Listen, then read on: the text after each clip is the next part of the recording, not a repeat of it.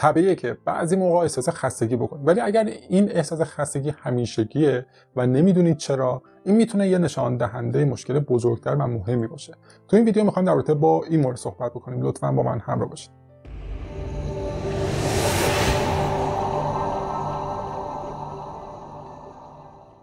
نیما هستم، فوق دکترای پزشکی سیستم‌های ایمنی از دانشگاه آکسفورد انگلستان. یکی از مهمترین دلایل خستگی که برای خود منم اتفاق افتاده بود و چند ماه پیش تقریبا بود که احساس خیلی خستگی شدیدی و هر روز این مشکل با من بود و این از کمبود ویتامین سرچشمه میگیره و مخصوصا ویتامین D3 یا همون D3. اینجا تو انگلیس تو دوران زمستون چون آفتاب خیلی کم هستش، معمولا افراد مبتلا به کمبود ویتامین D3 میشن و مستقیم روی خستگی تاثیر میذاره. بعد از اینکه آزمایش دادم متوجه شدم که ویتامین D3 خیلی کم شده و البته بعد از مدت کوتاهی که مکمل ویتامین C یا هم قرص ویتامین D3 مصرف کردم همه چی به حالت عادی برگشت. یکم موردهای دیگه‌ای که باعث خستگی میشه کمخوابی. این کمخوابی میتونه ناشی از طول مدت کم خوابیدن باشه و کیفیت کم خوابیدن باشه. من تو دو تا ویدیو قبلا در رابطه با این موارد صحبت کردم، یعنی اینکه چجوری بتونیم راحت‌تر خوابیدار بشیم و یکی اینکه چجوری راحت‌تر به خواب بریم و کیفیت خوابمون رو افزایش بدیم که لینک ویدیو رو تو قسمت توضیحات این ویدیو گذاشتم. یه مورد دیگه‌ای که باعث خستگی میشه سبک زندگی ناسالمه که میتونه ناشی از عدم فعالیت ورزشی و همچنین مصرف غذاهای آماده فست فود و چرب باشه. مورد دیگه فشار افسردگی و همون استرس هستش که به هر نوعی میتونه باعث خستگی طولانی مدت باشه. تغییرات هورمونی یکی از دلایل دیگه ایجاد خستگی که میتونه ناشی از تغییرات هورمونی تو طول دوران بلوغ، زمان یائستگی یا تو دوران حاملگی باشه که همه اینا جزء مواردی که باعث ایجاد خستگی میشه. بعضی از بیماری‌ها هم میتونه باعث ایجاد خستگی بشه که البته به صورت طولانی مدت این خستگی رو موجب میشه و حتی بعد از اینکه خود بیماری هم درمان میشه این خستگی با شما خواهد بود، مثل کرونا. و البته بعضی از موارد انواع تب هم که همراه با گلودردهای بسیار شدید هم هستش باعث ایجاد خستگی میشه. بعضی از داروها هم میتونه موجب خستگی بشه. یکی از مهمترین مثال در این رابطه همون شیمی درمانی هستش که اگر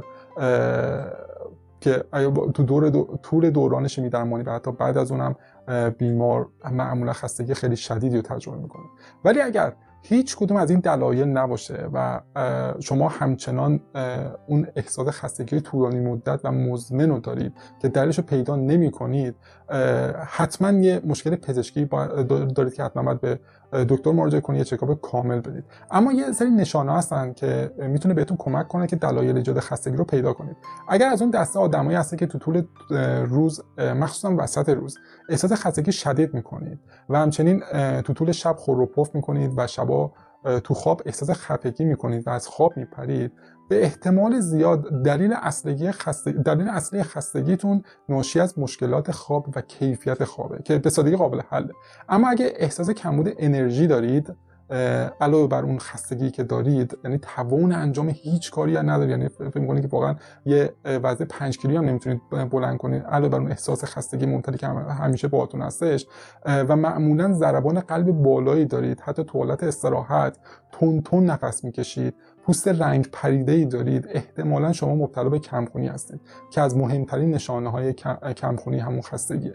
اما اگه خیلی احساس خستگی میکنید، همیشه تشنه‌اید، نیاز به دستشویی بیش از حالت طبیعی دارید یا همون تکرر ادرار دارید، احتمالاً وزنتون هم کم شده، پس به احتمال خیلی زیاد این خستگی شما ناشی از بیماری دیابته.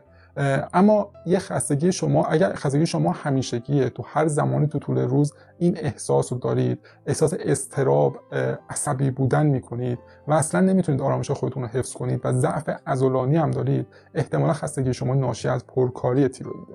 اما اگر به مدت 3 ماه خستگی خیلی شدید دارید، به طوری که تأثیر گذاشته روی تمرکزتون، اون رو ویژگی‌های شناختیتون منظورم تأثیر گذاشته، اصلا نمیتونید رو هیچ کاری تمرکز کنید، کارهای روزمره‌تون به مشکل برخورده، دیگه نمیتونید اون رو انجام بدید، یه حالت سرماخوردگی حالا اصلا ملویی دارید، احتمالاً مبتلا به بیماری خستگی مزمن شدید هستید که حتما باید به دکتر مراجعه کنید که این طبعا تو طولانی مدت باعث ایجاد افسردگی و مشکلات خیلی خیلی بزرگتر و مهمتری میشه.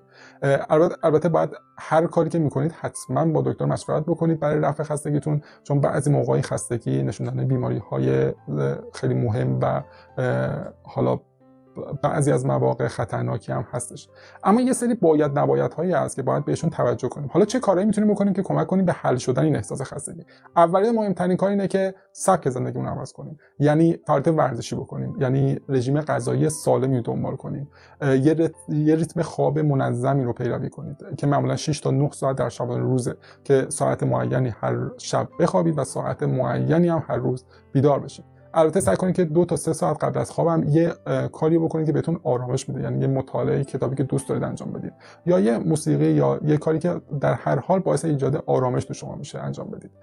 چون تو این احساس خستگی کیفیت و کمیت خواب خیلی خیلی تاثیرگذاره. اگه این نکته کلیدی رو در تو خواب رعایت کنید، تو خیلی از مواقع خیلی از مشکلاتتون حل میشه.